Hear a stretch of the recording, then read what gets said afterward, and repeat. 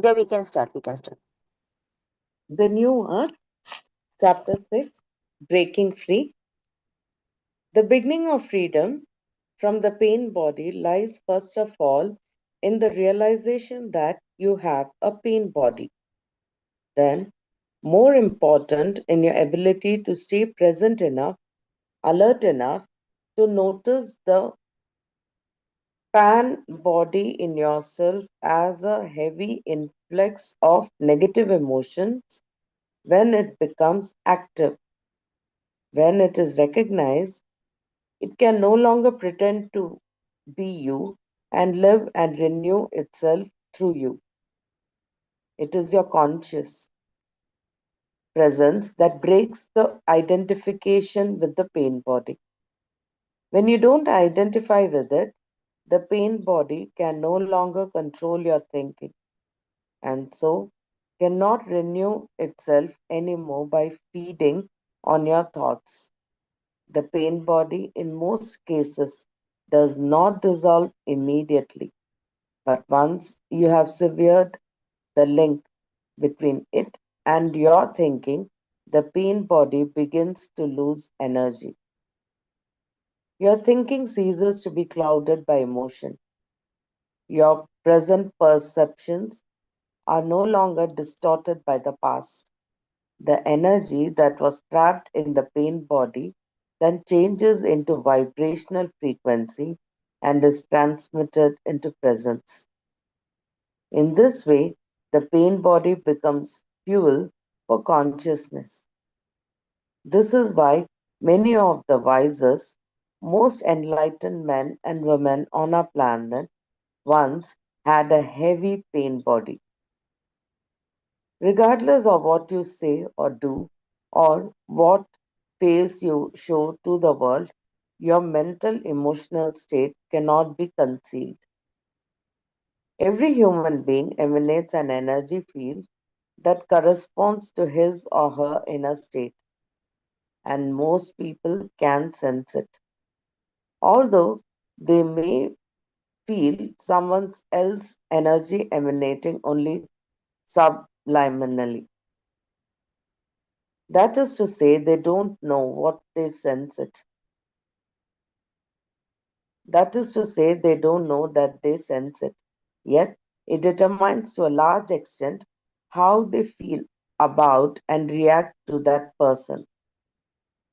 Some people are most clearly aware of it when they first meet someone, even before any words are exchanged. A little later, however, words take over the relationship, and with words come the roles that most people play. Attention then moves to the realm of mind, and the ability to sense the other person's energy field becomes greatly diminished. Nevertheless, it is still felt on an unconscious level. Then you realize that pain bodies unconsciously seek more pain. That is to say, they want something bad to happen, and you will understand that many traffic accidents are caused by drivers whose pain bodies are active at the time. When two drivers with active pain bodies arrive at an intersection at the same time, the likelihood of an accident is many times greater than under normal circumstances. Unconsciously, they both want the accident to happen. The role of pain bodies in traffic accidents is most obvious in the phenomenon called road rage. When drivers become physically violent, often over a trivial matter, such as someone in front of them driving too slowly, man acts of violence are committed by normal people who temporarily turn into maniacs. All over the world, at court proceedings, you hear the defense lawyers say, "This is totally out of character." And the accused, "I don't know what came over me." To my knowledge, so far no defense lawyer has said to the judge, although the day may not be far off. This is a case of diminished responsibility. My client's pain body was activated and he did not know what he was doing. In fact, he didn't do it, his pain body did. Does this mean that people are not responsible for what they do when possessed by the pain body? My answer is, how can they be? How can you be responsible when you're unconscious, when you don't know what you are doing? However, in the greater scheme of things, human beings are meant to evolve into conscious beings, and those who don't will suffer the consequences of their unconsciousness. They are out of alignment with the evolutionary impulse of the universe, and even that is only relatively true. From a greater perspective, it is not possible to be out of alignment with the evolution of the universe, and even human unconsciousness and suffering it generates is part of that evolution. When you can't stand the endless cycle of suffering anymore, you being to awaken. So the pain body too has its endless place in the larger picture. Presence. A woman in her 30s came to see me. As she greeted me, I could sense the pain behind her polite and superficial smile. She started telling me her story, and within 1 second, her smile changed into a grimace of pain. Then she began to sob uncontrollably. She said she felt lonely and unfulfilled. There was much anger and sadness. As a child, she had been abused by a physically violent father. I saw quickly that her pain was not caused by her present life circumstances, but by an extraordinarily heavy pain body. Her pain body had become the filter through which she viewed her life situation. She was not yet able to see the link between the emotional pain and her thoughts being completely identified with both. She could not yet see that she was feeding the pain body with her thoughts. In other words, she lived with the burden of deeply unhappy self. At some level, however, she must have realized that her pain originated within herself and she was a burden to herself.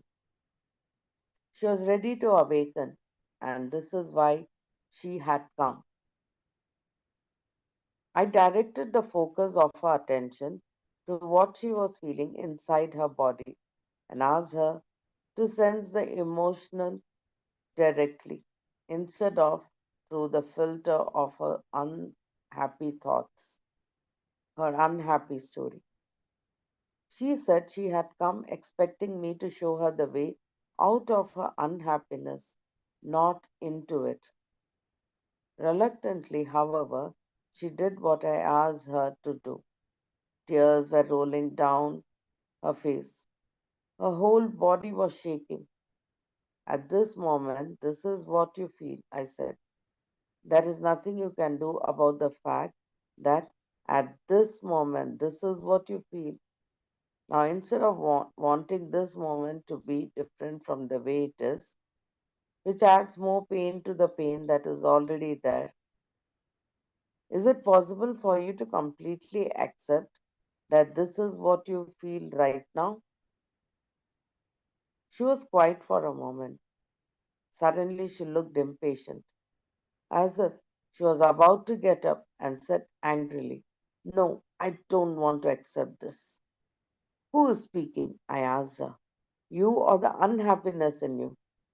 Can you see that your unhappiness about being unhappy is just another layer of unhappiness?" She became quiet again. "I'm not asking you to do anything.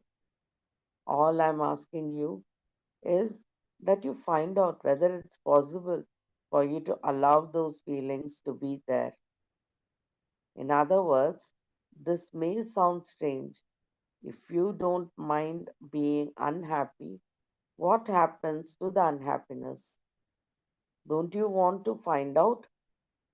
She looked puzzled briefly, and after a minute or so of sitting silently, I suddenly noticed a significant shift in her energy field. She said, "This is weird. I am still unhappy, but now there is space around it. It seems to matter less." This was the first time I heard someone put it like that. There is space around my unhappiness. That space, of course, comes when there is inner acceptance of whatever you're experiencing in the past moment. I didn't say anything else, allowing her to be with the experience. Later, she came to understand that the moment she stopped identifying with the feeling, an old painful emotion that lived in her, the moment she put her attention on it directly without trying to resist it, it could no longer control her thinking and so became mixed up with the mentally constructed story called the unhappy me. Another dimension had come into her life that transcended her personal past, the dimension of presence. Since you cannot be unhappy without an unhappy story, this was the end of her unhappiness. It was also the beginning of the end of her pain body. Emotion in itself is not unhappiness. Every emotion plus an unhappy story is unhappiness. When our session came to an end, it was fulfilling to know that I had just witnessed the arising of presence in other human body. The very beginning for our existence in human form is to bring that dimension of consciousness into this world.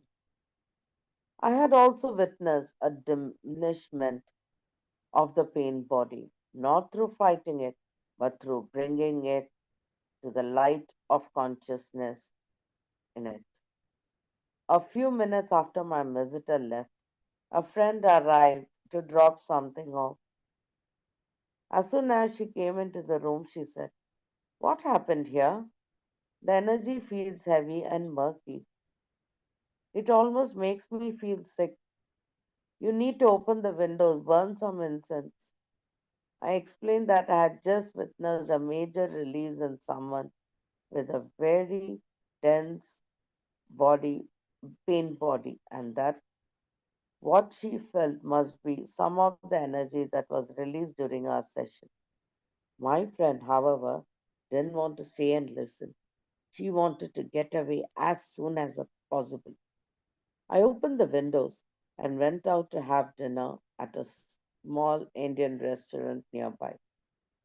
What happened there was a clear further confirmation of what I already know, that on some level, all seemingly individual human pain bodies are connected, although the form this particular confirmation took did come as a shock. Would anyone like to take over? I don't mind continuing.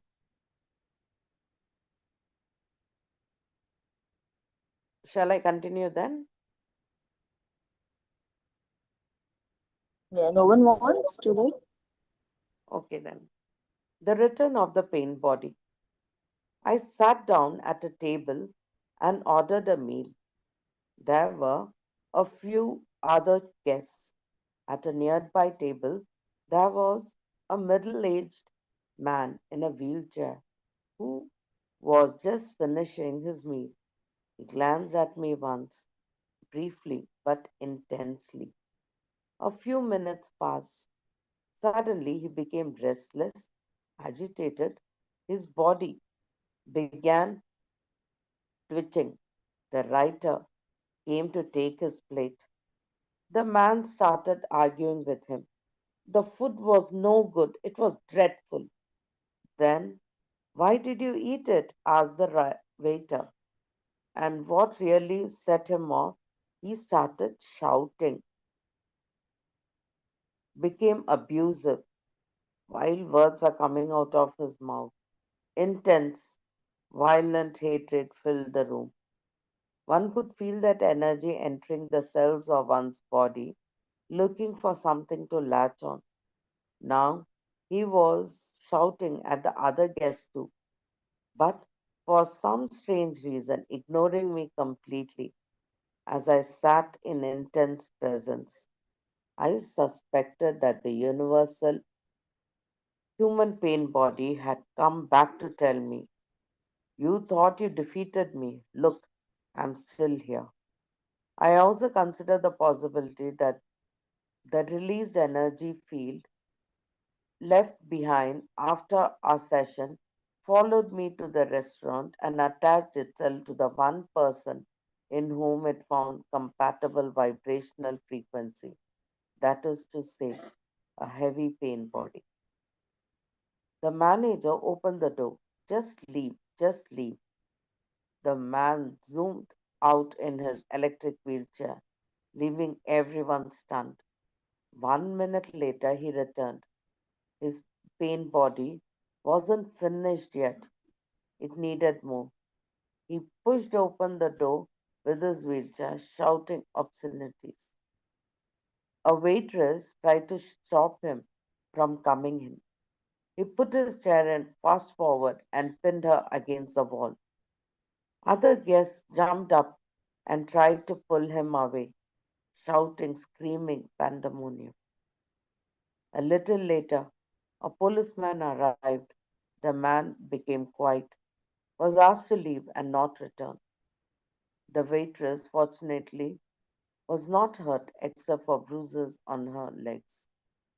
When it was all over, the manager came to my table and asked me, half joking, but perhaps feeling intuitively there was some connection. "Did you cause all this?"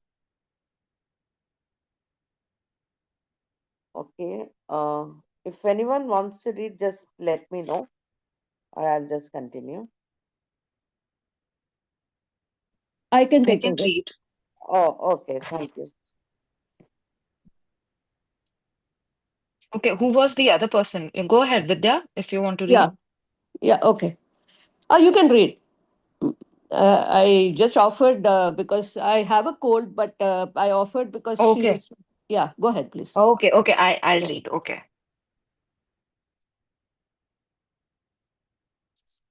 The pain body in children. Children's pain bodies sometimes manifest as moodiness or withdrawal. The child becomes sullen, refuses to interact, and may sit in a corner, hugging a doll or sucking a thumb. They can also manifest as weeping fits or temper tantrums. The child screams, may throw him or herself on the floor, or become destructive. Thwarted wanting can easily trigger the pain body, and in a developing ego, the force of wanting can be intense. Parents may watch helplessly in incomprehension and disbelief as their little angel becomes transformed within a few seconds into a little monster. Where does all that unhappiness come from? They wonder. To a greater or lesser extent, it is the child's share of the collective pain body of humanity, which goes back to the very origin of the human ego. But the child may also already have taken on pain from his or her parents' pain bodies. And so the parents may see in the child a reflection of what is also in them. Highly sensitive children are particularly affected by their parents' pain bodies. Having to witness their parents' insane drama causes almost unbearable emotional pain, and so it is often these sensitive children who grow into adults with heavy pain bodies. Children are not fooled by parents who try to hide their pain body from them, who say to each other, "We mustn't fight in front of the children." This usually means while the parents make polite conversation, the home is pervaded with negative energy. Suppressed pain bodies are extremely toxic, even more so than openly active ones. Wow. And the psychic toxicity is absorbed by the children and contributes to the development of their own pain body. Some children learn subliminally about ego and pain body simply by living with very unconscious parents. A woman whose parents both had strong egos and heavy pain bodies told me that often when her parents were shouting and screaming at each other, she would look at them and although she loved them, would say to herself, "These people are nuts. How did I ever end up here?" There was always an awareness in her of the insanity of living in such a way.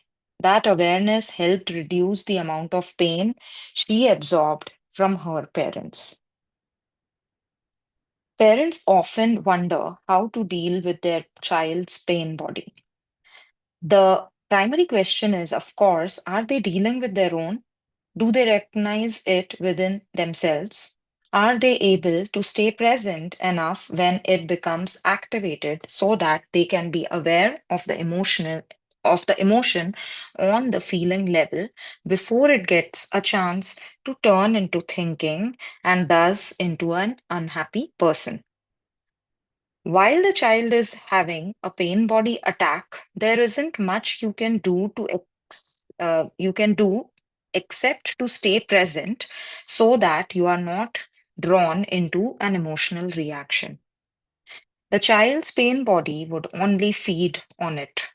Pain bodies can be extremely dramatic. Don't buy into the drama. Don't take it too seriously. If the pain body was triggered by thwarted wanting, don't give in now into its demands. Otherwise, the child will learn the more unhappy I become, the more likely I am to get what I want. This is a recipe for dysfunction in later life. The pain body will be frustrated by your non reaction and may briefly act up even more before it subsides. Fortunately, pain body episodes in children are usually more short lived than in adults. A little while after it has subsided, or perhaps the next day, you can talk to the child about what happened. But don't tell the child about the pain body.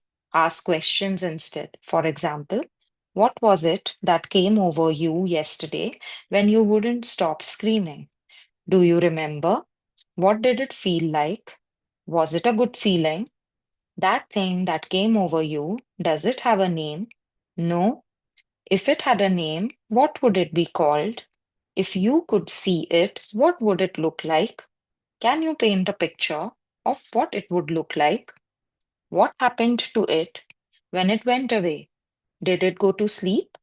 Do you think it may come back? These are just a few suggested questions. All these questions are designed to awaken the witnessing faculty in the child, which is presence. They will help the child to disidentify from the pain body. You may also want to talk to the child about your own pain body using the child's terminology. The next time the child gets taken over by the pain body, you can say, "It's come back, hasn't it?" Use whatever words the child used when you talked about it. Direct the child's attention to what it feels like. Let your attitude be one of interest or curiosity rather than one of criticism or condemnation. It is unlikely that this will stop the pain body in its tracks, and it may appear that the child will not even be hearing you. Yet, some awareness will remain in the background of the child's consciousness, even while the pain body is active. After a few times, the awareness will have grown stronger and the pain body will have weakened. The child is growing in presence. One day, you may find that the child is the one to point out to you that your own pain body has taken control of you. Unhappiness. Not all unhappiness is of the pain body. Some of it is new unhappiness created whenever you are out of alignment with the present moment, when the now is denied in one way or another. When you recognize that the present moment is always already the case and therefore inevitable, you can bring an uncompromising inner yes to it, and so not only create no further unhappiness, but with inner resistance gone, find yourself empowered by life itself. The pain body's unhappiness is always clearly out of proportion to the apparent cause. In other words, it is an overreaction. This is how it is recognized, although not usually by the sufferer, the person possessed. Someone with a heavy pain body easily finds reasons for being upset, angry, hurt, sad, or fearful. Relatively insignificant things that someone else would shrug off with a smile or not even notice become the apparent cause of intense unhappiness. They are, of course, not the true cause, but only act as a trigger. They bring back to life the old accumulated emotion. The emotion then moves into the head and amplifies and energizes the egoic mind structures. Pain body and ego are close relatives. They need each other. The triggering event or situation is then interpreted and reacted to through the screen of a heavily emotional ego. This is to say, its significance becomes completely distorted. You look at the present through the eyes of the emotional past within you. In other words, what you see and experience is not in the event or situation, but in you. Or in some cases, it may be there in the event or situation, but you amplify it through your reaction. This reaction, this amplification, is what the pain body wants and needs, what it feeds on. For someone possessed by a heavy pain body, it is often impossible to step outside his or her distorted interpretation, the heavily emotional story. The more negative emotion there is in a story, the heavier and more impenetrable it becomes. And so the story is not recognized as such, but is taken to be reality.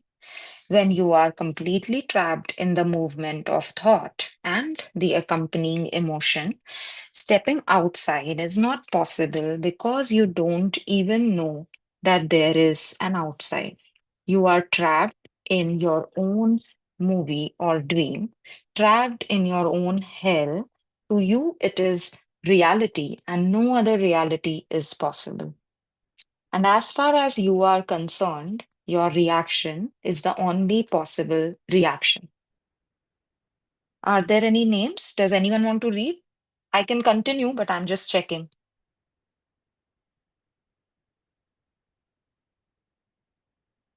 Okay, I'll continue. Breaking identification with the pain body. A person with a strong, active pain body has a particular energy emanation that other people perceive as extremely unpleasant. When they meet such a person, some people will immediately want to remove themselves or reduce interaction with him or her to a minimum. They feel repulsed by the person's energy field. Others will feel a wave of aggression toward this person and they will be rude or attack him or her verbally, and in some cases, even physically.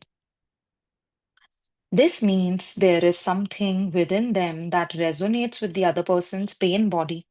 What they react to so strongly is also in them. It is their own pain body. Not surprisingly, people with heavy and frequently active pain bodies often find themselves in conflict situations. Sometimes, of course, they actively provoke them, but at other times, they may not actually do anything. The negativity they emanate is enough to attract hostility and generate conflict. It requires a high degree of presence to avoid reacting when confronted by someone with such an active pain body. If you are able to stay present, it sometimes happens that your presence enables the other person to disidentify from his or her own pain body and thus experience the miracle of a sudden awakening. Although the awakening may be short lived, the awakening process will have become initiated. One of the first such awakenings that I witnessed happened many years ago. My doorbell rang close to 11 o'clock at night.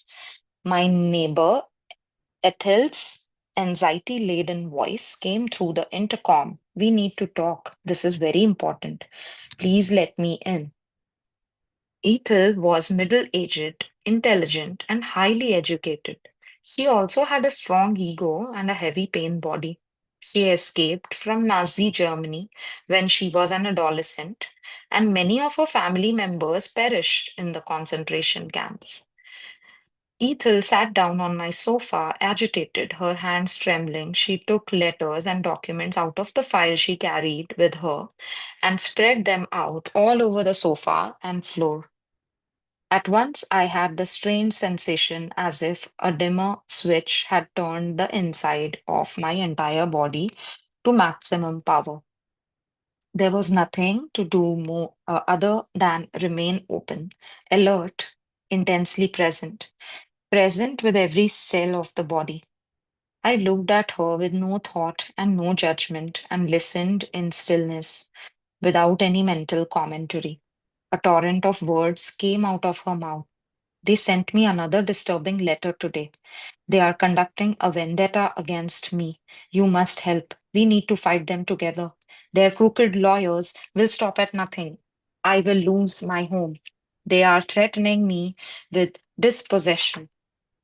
It transpired that she refused to pay the service charge because the property managers had failed to carry out some repairs. They in turn threatened to take her to court.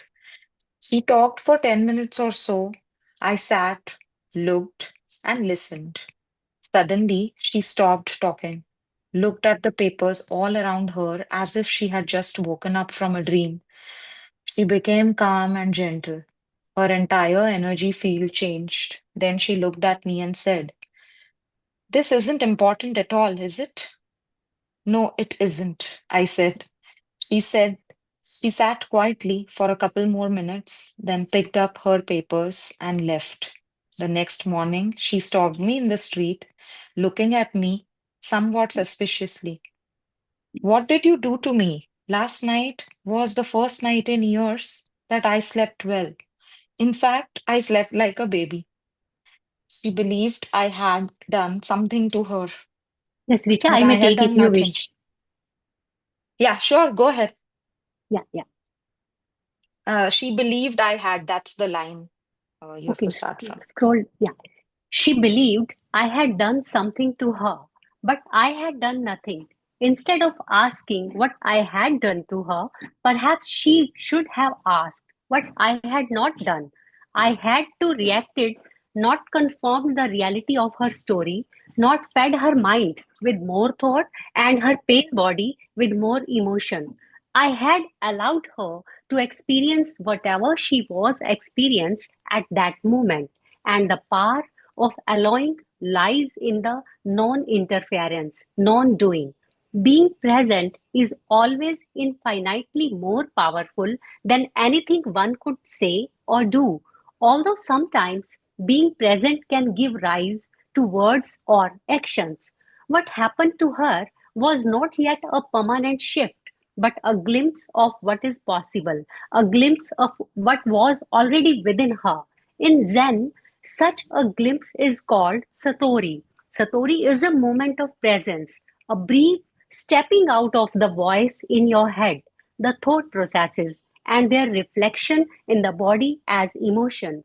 It is the arising of inner spaciousness where before there was the clutter of thought and the turmoil of emotion. The thinking mind cannot understand presence and so will often misinterpret it. It will say that you are uncaring, distant, have no compassion, are not relating. The truth is, you are relating, but at a level deeper than thought and emotion. In fact, at that level, there is true coming together, a true joining that goes far beyond relating. In the stillness of presence, you can sense the formless essence in yourself and in the other as one.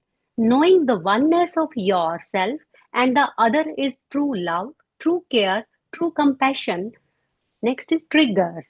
Some pain bodies react to only one particular kind of trigger or situation, which is usually one that resonates with a certain kind of emotional pain suffered in the past. For example, if a child grows up with parents for whom financial issues are the source of frequent drama and let's scroll up and conflict, he or she may absorb the parent's fear around money and develop a pain body that is triggered whenever financial issues are involved.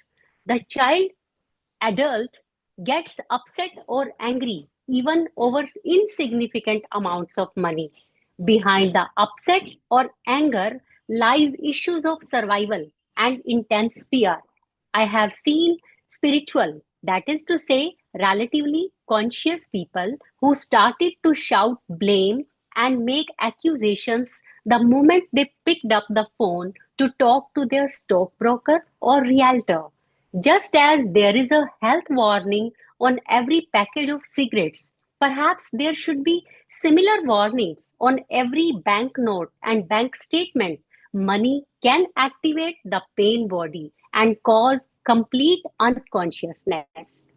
Someone who in childhood was neglected or abandoned by one or both parents will likely develop a pain body that becomes triggered in any situation that resonates even remotely with their primordial pain of abandonment. A friend arriving a few minutes late to pick them up at the airport or spouse coming home late can trigger a major pain body attack. If their partner or spouse leaves them or dies, the emotional pain they experience goes far beyond the pain that is natural in such a situation. It may be intense anguish, long lasting, incapacitating depression, or obsessive anger. A woman who in childhood was physically abused by her father might find that her pain body becomes easily activated in any close relationship with a man. Alternatively, the emotion that makes up her pain body may draw her to a man whose pain body is similar to that of her father. Her pain body may feel a magnetic pull to someone who it senses will give it more of the same pain. That pain is sometimes misinterpreted as falling in love. A man who had been an unwanted child and was given no love and a minimum of care and attention by his mother developed a heavy ambivalent pain body that consisted of unfulfilled intense longing for his mother's love and attention and at the same time intense hatred towards her for withholding what he so desperately needed. When he became an adult, almost every woman would trigger his pain body's neediness, a form of emotional pain, and this would manifest as an addictive compulsion to conquer and seduce almost every woman he met. And in this way, get the female love and attention that the pain body craved. He became quite an expert on seduction, but as soon as a relationship turned intimate or his advances were rejected, The pain body's anger toward his mother would come up and sabotage the relationship. When you recognize your own pain body as it arises, you will also quickly learn what the most common triggers are that activate it, whether it be situations or certain things other people do or say. When those triggers occur, you will immediately see them for what they are and enter a heightened state of alertness. Within a second or two, you will also notice the emotional reaction, that is, the arising pain body. But in that state of alert presence, you won't identify with it, which means the pain body cannot take you over and become the voice in your head. If you are with your partner at the time, you may tell him or her, what you just said or did triggered my pain body. Have an agreement with your partner that whenever either of you says or does something that triggers the other person's pain body, you will immediately mention it. In this way, the pain body can no longer renew itself through drama in the relationship, and instead of pulling you into unconsciousness, will help you become fully present. Every time you are present when the pain body arises, some of the pain body's negative emotional energy will burn up, as it were, and become transmuted into presence. The rest of the pain body will quickly withdraw and wait for a better opportunity to rise again. That is to say, when you are less conscious. A better opportunity for the pain body to arise may come whenever you lose presence, perhaps after you have had a few drinks or while watching a violent film. The tiniest negative emotion, such as being irritated or anxious, can also serve as a doorway through which the pain body can return. The pain body needs your unconsciousness. It cannot tolerate the light of presence. The pain body as an awakener. At first sight, it may seem that the pain body is the greatest obstacle to the arising of new consciousness in humanity. It occupies your mind, controls and distorts your thinking, disrupts your relationships, and feels like a dark cloud that occupies your entire energy field. It tends to make you unconscious, spiritually speaking, which means totally identified with mind and emotion. It makes you reactive, makes you say and do things that are designed to increase the unhappiness within yourself and the world. As unhappiness increases, however, it also causes increasing disruption in your life. Perhaps the body can't take the stress anymore and develops an illness or some dysfunction. Perhaps you have become involved in an accident, some huge conflict situation or drama that was caused by the pain's body desire for something bad to happen, or you become the perpetrator of physical violence, or it all becomes too much and you can't live with your unhappy self anymore. The pain body, of course, is part of that false self. Whenever you get taken over by the pain body, whenever you don't recognize it or what it is, it becomes part of your ego. Whatever you identify with turns into ego. The pain body is one of the most powerful things the ego can identify with.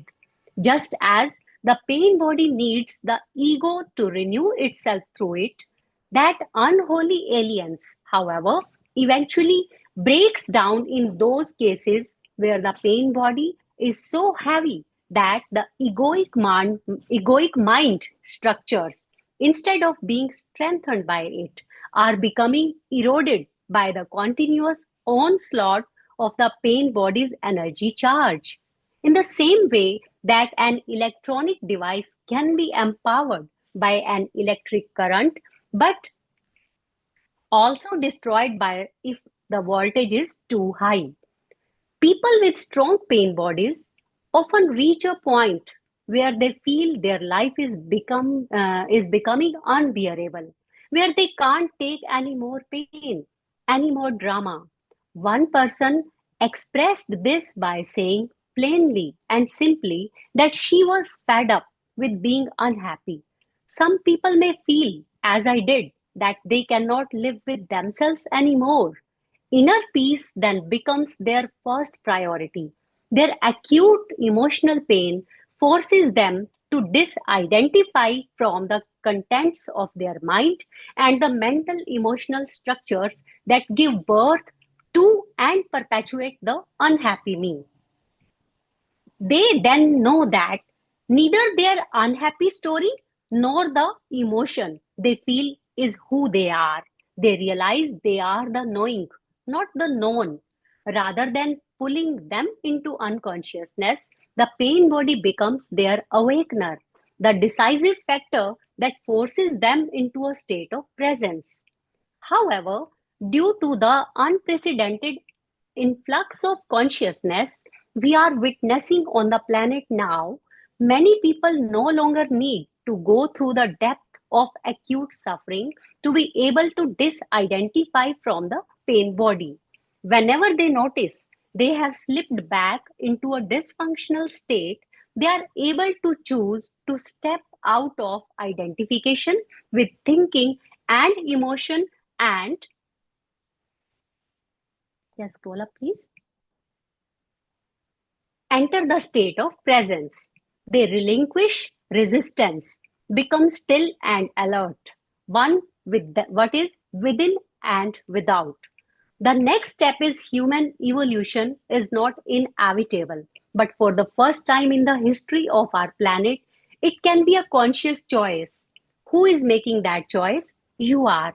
And who are you? Consciousness that has become conscious of itself. Breaking free of the pain body. A question people frequently ask is, how long does it take to become free of the pain body? The answer is, of course, that it depends both on the density of an individual's pain body as well as the degree or intensity of that individual's arising presence. But it is not the pain body, but identification with it that causes the suffering that you inflict on yourself and others. It is not the pain body, but identification with the pain body that forces you to relive the past again and again and keeps you in a state of unconsciousness. So, a more important question to ask would be this: how long does it take to become free of identification with the pain body? And the answer to that question, it takes no time at all. When the pain body is activated, know that what you are feeling is the pain body in you. This knowing is all that is needed to break your identification with it. And when identification with it ceases, the transmutation begins. The knowing prevents the old emotion from rising up in your head and taking over not only the internal dialogue, but also your actions as well, interactions with other people. This means the pain body cannot use you anymore and renew itself through you. The old emotion may then still live in you for a while and come up periodically. It may also still occasionally trick you into identifying with it again and thus obscure the knowing, but not for long. Not projecting the old emotion into situation means facing it directly within yourself. It may not be pleasant, but it won't kill you. Your presence is more than capable of containing it. The emotion is not who you are. When you feel the pain body, don't fall into the error of thinking there is something wrong within you, making yourself into a problem. The ego loves that. The knowing needs to be followed by accepting. Anything else will obscure it again. Accepting means you allow yourself to feel whatever it is you are feeling at that moment. It is part of the isness of the now. You you can't argue with what is. Well, you can, but if you do, you suffer. Through allowing, you become what you are, vast, spacious. You become whole. You are not a fragment anymore, which is how the ego perceives itself. Your true nature emerges, which is one with the nature of God. Jesus points to this when he says, "By your whole, even as your Father in even your Father in heaven is whole." The New Testament's "Be you perfect" is the mistranslation of the original Greek word, which means whole. This is to say, you don't need to become whole, but be what you already are, with or without the pain body. Yeah, yeah, that's finished. Chapter is finished.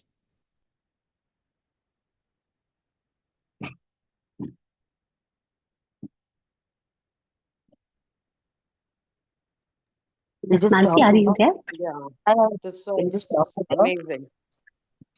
Yeah, it is so deep. Just need to process it well.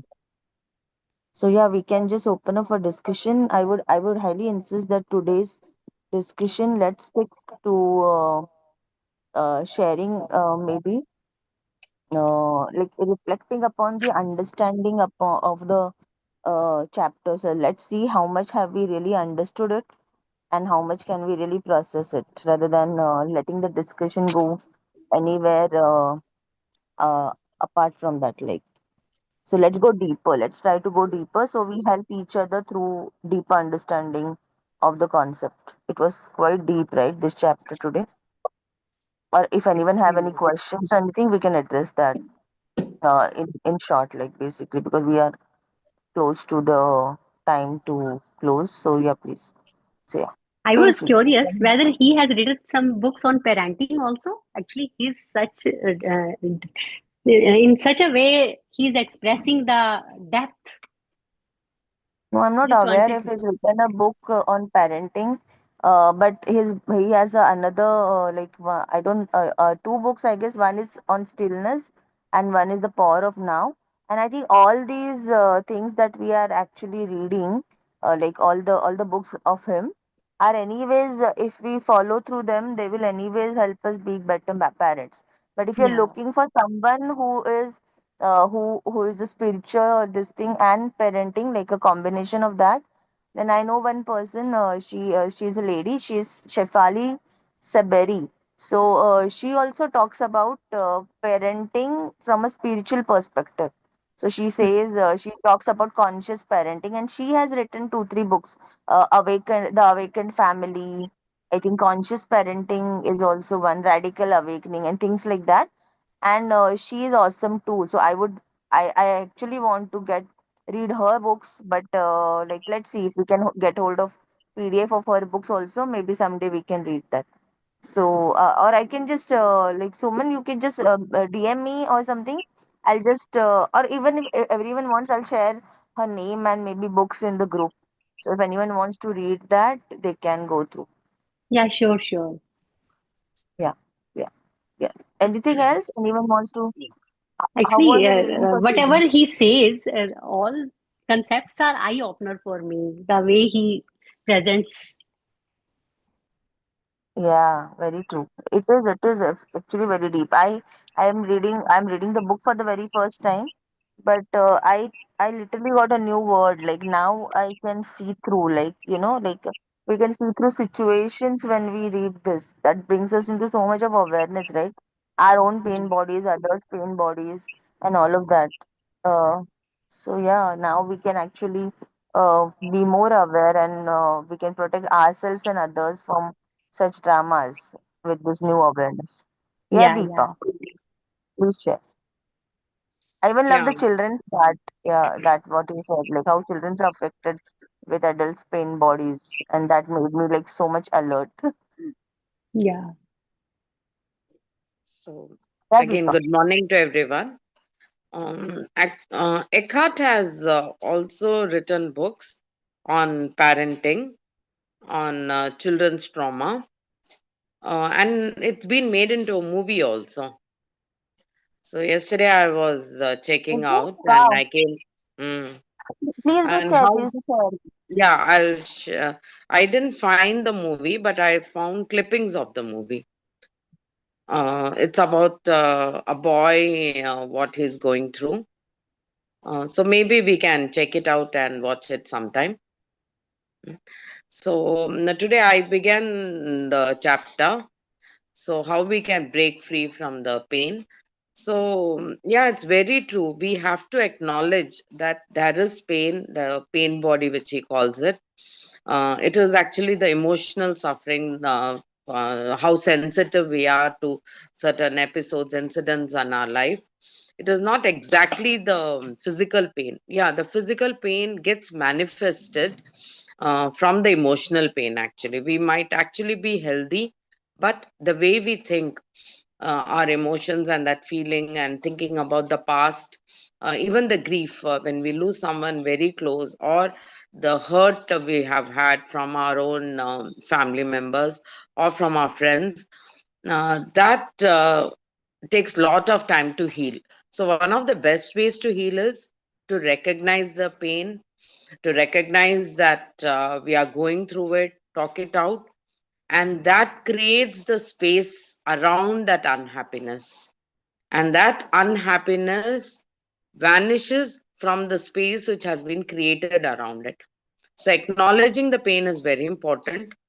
The people, the best intervention, not just the psychiatrist or psychologist can do, the family can do is listen, allow that pain to flow out of the mind, the body, so that the space around it can be created. It won't diminish, as the writer says, it won't vanish overnight. Like here, he talks about the intervention he has done for a couple of people. He allowed them to talk, he allowed them to experience what they were going through, what they felt from the past, which had little to do with their present. But when he listened to it, when he heard them out, that created the space for the pain to diminish, and for them to realize that, yeah, I'm in the present now, the presence is more important. And we have to allow that trapped energy of the pain body to leave. But the amazing thing is, this pain, it gets transferred to someone else also, as he experienced it at the restaurant. So whoever has that the weak thing, they transmute that negative energy, the pain energy, to other people. The other people who are already in that in their own pain bodies, they absorb the others pain, and they invite it, in fact. And that is what happens in road rages. That's what the writer is telling, and we have witnessed it a lot. For a mere small thing, like someone was driving slow, or for absolutely insane reasons, people end up fighting with strangers. And such bad feeling, it is carried on, and it gets passed on to other people. So that is something, we have to allow ourselves to understand the pain body we are witnessing, we are sensing, we are experiencing, so that we have a let out in a way wherein it doesn't pass on to others. But here, our writer Eckhart, he passes it on to other people. He carries it from that woman that come to him to for intervention, and she passes it on to him, and he doesn't sense it or feel it, but he carried that negative energy, and in the restaurant he passes on that negative aura to that man. So that was very interesting. Sometimes it happens, yes, we walk into a room and we can sense that there is like lot of negative energy. We are traveling in a car in that enclosed space. We want the windows to be open, and we want to breathe out that negativity. We haven't done anything, we personally haven't experienced it, but even if we have an iota of pain body in us, we can draw the pain body, the pain, the suffering from surroundings and absorb it. And then we also see people who are so very happy, and wherever they go, they spread good cheer. Like a party has walked into a room full of, flamboyance and joy and happiness. That is what some people do with their presence. So that is a very interesting thing for me. And then parents, who fight or who pretend to be happy in front of their children, but children can sense the pain, the suffering which is happening in that marriage, in that family, and they don't know uh, how to evaluate it or where it is coming from, and that becomes manifest into some sort of childhood trauma. So again, rephrasing the way we talk to our children and allow them to come out of their tantrums or that rages is allowing them to not deny their outburst. Even elders, grown up people have these outbursts. It is the duty of the family, the friends, especially the mother, the father, to allow that outrage to be analyzed properly by the family member, so that they can overcome that emotion and process it, and they grow much stronger. So it was again the entire book, no, it's very deep, and this chapter also amazingly deep. Thank you for listening to me. Yeah, thank you. Thank you for sharing and summarizing for us, Deepa. So yeah, anyone else have anything to share or Yeah, discuss? real Yeah. quick, I won't take long because I really need to reflect on this chapter. It's very profound, and I resonated with so many things as I've been working on my pain body for years now. But yeah, something that I really liked, and of course, as some of you already mentioned about the whole children and the pain body. And I loved how he has given some of those example questions to ask, very simple questions, but so profound. And I think it helps us even process it as adults. Like sometimes we could probably even ask those same kind of questions to ourselves or whoever, our loved one, even if it's an adult who is going through that. Um, so that was very nice. And he gives an example or an explanation of abandonment. I think that's what it was. And I resonated with that as well. I'm trying to look at or look for that particular line. Uh, but yeah, it's something about if one of your parents, uh, yeah, someone who in childhood was neglected or abandoned by one or both parents will likely develop a pain body that becomes triggered in any situation that resonates even remotely with their primordial pain of abandonment. I found this to be very true because this is exactly what I have been processing for a lot of years.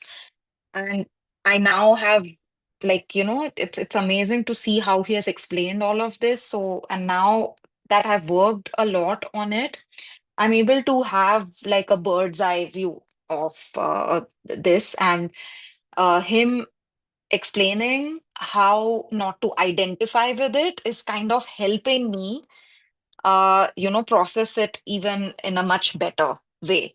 Uh, and it's not triggering, that pain body for me. And I could also feel like, lines where he has said that, you will recognize your own pain body as it arises, and then you'll see what is triggering it. And I used to ask questions, and sometimes I was like, this incident in isolation is nothing, like I was saying yesterday.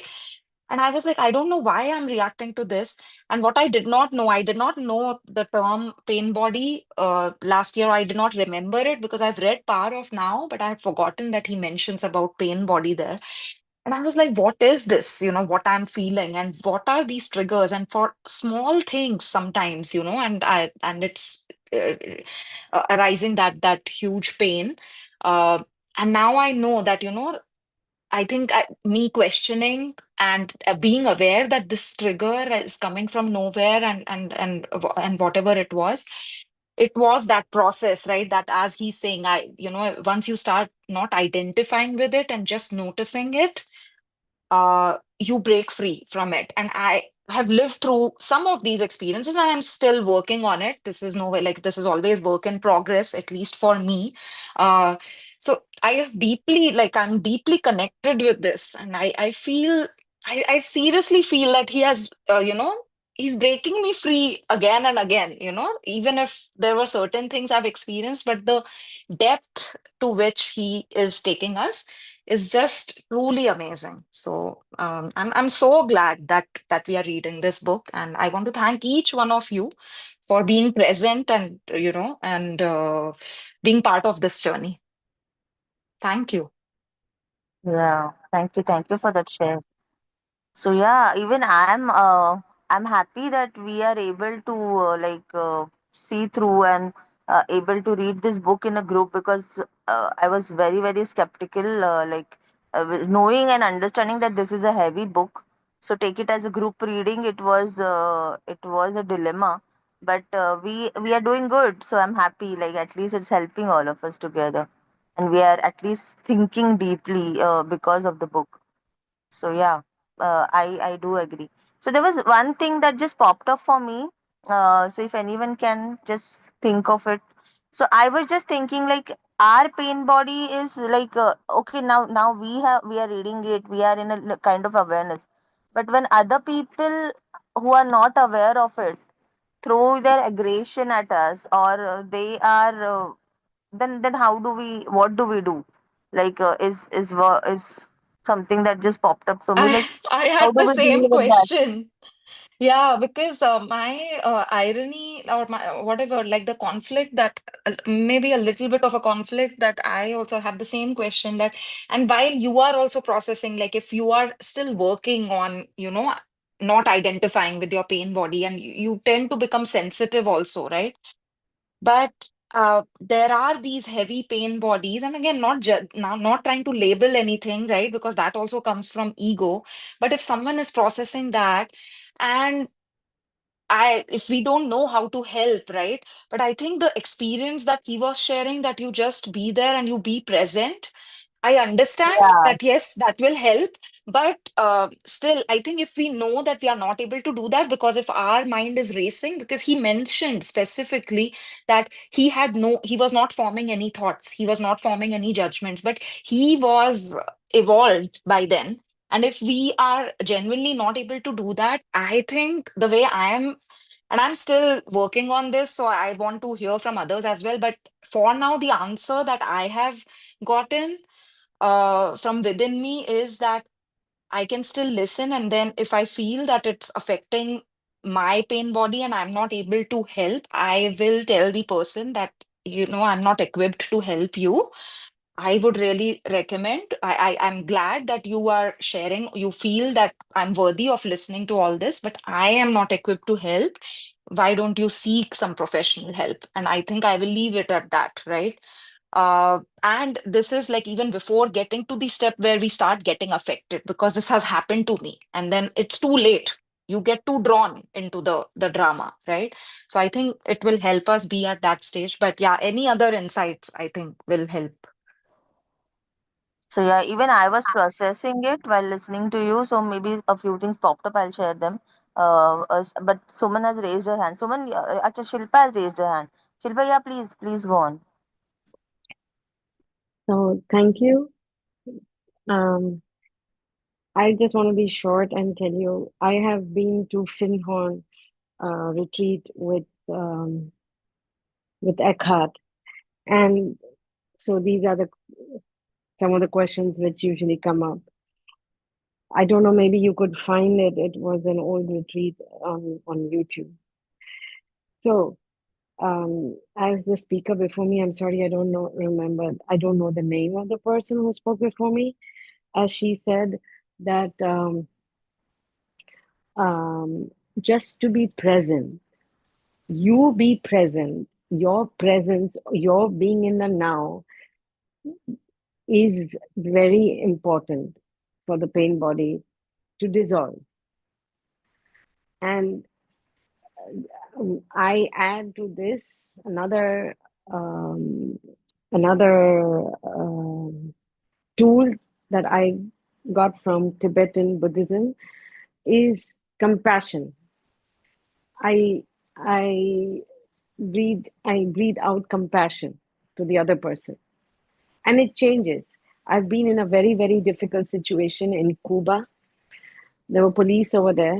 They were not letting, we were a group of 5 people and they were not letting 2 people leave. So we were sitting in this room and I was sitting on the floor, and it just seemed to be, they were asking questions, and it was a horrible, okay, let me say, at that time I found it a horrible situation. Right now, I would say it was a very, very uncomfortable situation. And they were speaking so fast in Spanish that I could not understand everything. And anything with legal matters, my Spanish is not good for that. So all that I said was being in the present and breathing out compassion. And another friend who also has done this with me, so we both started doing this. And I don't know what happened. I don't know if it was because of us, but after having them with us and interrogating us for, I think, 6 hours, all of a sudden, they just got up and left. We didn't know what was happening. They just left. And so there are situations like this has happened often. Just be there in the present. Now, I can just tell you one situation. I was out with a friend, taking a break from all the to-dos after, the to-dos that one needs to do after somebody dies. Here in India, it takes a toll. So, and this person I went out with misunderstood what I said, and I could not see his face because he was walking in front of me. So I made a joke, and he didn't see that I made a joke. He just took everything seriously, and it just erupted. Okay. But for me, the eruption was from him. I was totally in the now. I had no issues. And finally, I gathered that there was some issue. So I kept on asking, but he would not answer. I kept on being in the present, and I just kept on saying, if there's anything you need to share, let me know. And he would not. And we passed an hour, and then I was feeling it was very uncomfortable with someone who is with the pain body. And I just started giving him compassion. And at the end, after some time, he just cooled down. And then it again started, the pain body started, okay? And he started now blaming. And guess what? My pain body was triggered. I started also reacting. And in the midst of reacting, in a sense, I had my mouth open to say something. I realized, and I stopped. And I just looked at him and I said, we need to stop here. There are 2 major things that we need to do, or I need to do. I said, I need to drink water and I need to go to the loo. I just need to go. I need to do these 2 things. We can continue after that. That break, that physical break. So when I came back, it was vanished. His pain body was vanished. My pain body was vanished. So, and then we could talk about this, the whole situation, in a way with curiosity. Where did it start? How did it start? And it really, really, really helped the situation. And for me, I have understood this friend much better. So I know what I could avoid and how I could help. So maybe these examples could help you later. But again, with this, for this to do, you need to have, I always come back to this mindfulness practice. Come into the now. That's the safe harbor. So while you're reading this book, even The Power of Now is a very good book to read in case you haven't read it. So you go to the safety harbor. And then there's another book from Thich Nhat Hanh, but he has written many books. So one of his books also brings you in the now. So the pain body does not get triggered when you're in the now. Pain body needs the past and the future. That's it. Yeah, that was something that just popped up also, like from the chapter, like he mentions, right, like where he just stayed present, where he just stayed like not, and also I feel what is important is the energy. So he stayed with a very non-judgmental energy, and not even disrespecting the other person, but also like just being there, listening to them. So I think that was very, very important, and that strikes a chord, like where Sister Shivani also shares, right? Like when she shares in the terms of balls, right? So if someone is throwing a white ball, black ball to you, you need not throw it back. You just throw the white ball, or you just don't throw any ball. So that's how it stops. So I think being strong and stable and aware that okay, this something is getting triggered here, like either from the other person or within us, and not falling for it is the answer. And one thing I also just remembered that there was this beautiful example shared by one of our teacher at one of the times, when we were having some other discussion, some deeper discussion. So it was like, normally what happens now, like if we see around us, there's so many places it's the other way around. But the example was of a river. So like how it happens in a river or a ocean, and in a ocean it's even deeper, like because ocean is deeper, right? So it's like when you throw a stone in on the surface of it, only the surface of it gets affected. But if you see within, it's the water is still very still. So that is how our we need to be, is was the example that was shared. Like we have to be like this, like whatever happens remains on the surface, and we are not really affected within. But normally if we see around us, it's all the other way around. People are all calm and composed on the surface, but they're all shaken up within. So I think we need to, and I think only the inner work can help us get there. So I think we need to reach that place where we are able to maintain that state for us. And I think that will help us with this breaking free. So yeah. So yeah, that was my reflection on it. Anyone wants to add anything, share anything, or we can even close for today?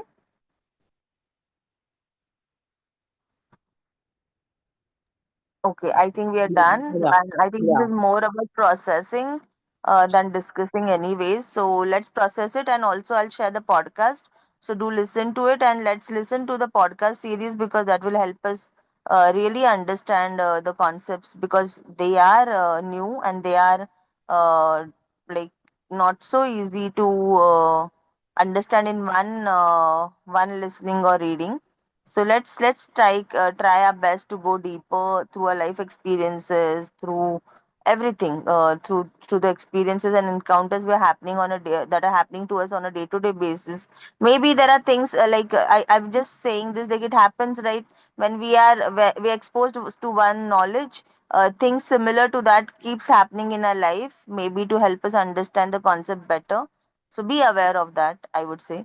So yeah, thank you everyone. Thank you for being here and staying till the end, and even when we are late. So thank you for that, and we'll be very mindful of time from tomorrow. Today we finished the chapter, so maybe because of that we went on extending for the discussion. So we'll close the discussion reading at 40 and 40 45, and then close the room at 8 not 5 max. Okay. So we are all able to like process the time and everything properly.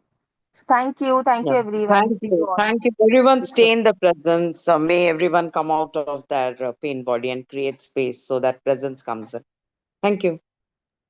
Wow, Thank you, wonderful, everyone. wonderful Thank you. blessing. Thank you. Bye bye. Bye bye.